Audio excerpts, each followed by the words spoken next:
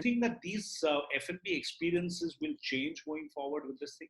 Yeah, so definitely it is not going to be the same. So if you see the way we approached this hygiene and safety was very, very different.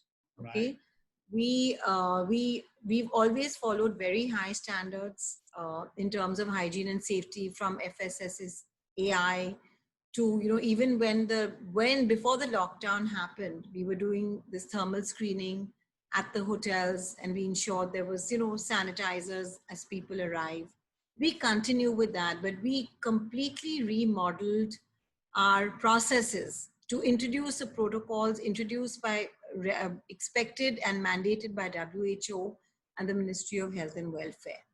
So yes, definitely there is going to be that change.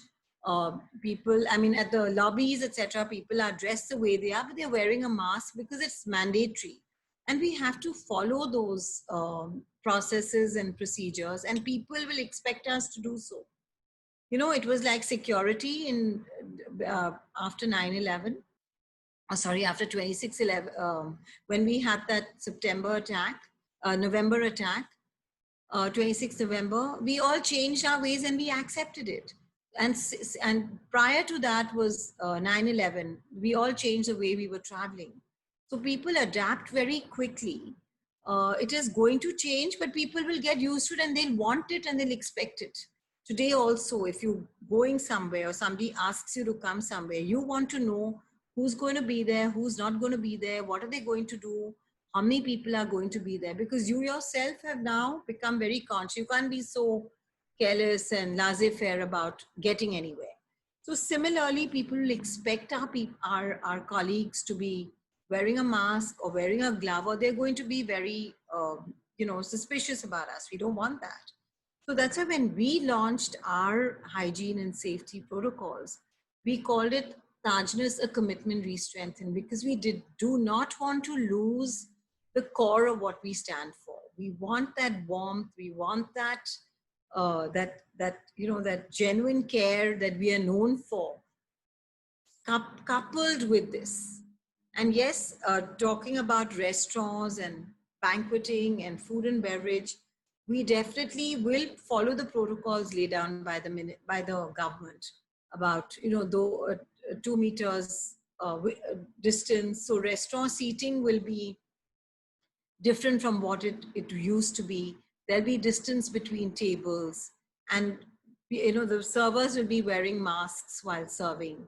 So that will continue, and people will want that, and we will do that till there is a solution to the vaccination or whatever. Because people are wanting to go to the restaurants, but inside the restaurant, we're going to be serving the same way. The universal thing is that people are very concerned about health, safety, and hygiene. Right. So everything that points towards that will win. So last week we launched a facility called iZest, which is about technology as an enabler to provide service to guests.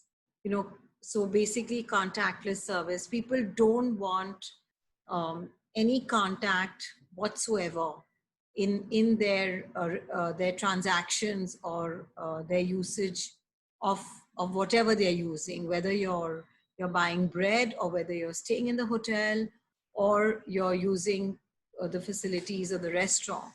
So this digital being a huge enabler is going to be one of the biggest transformational aspects in today's world, and not only for our industry, for every industry.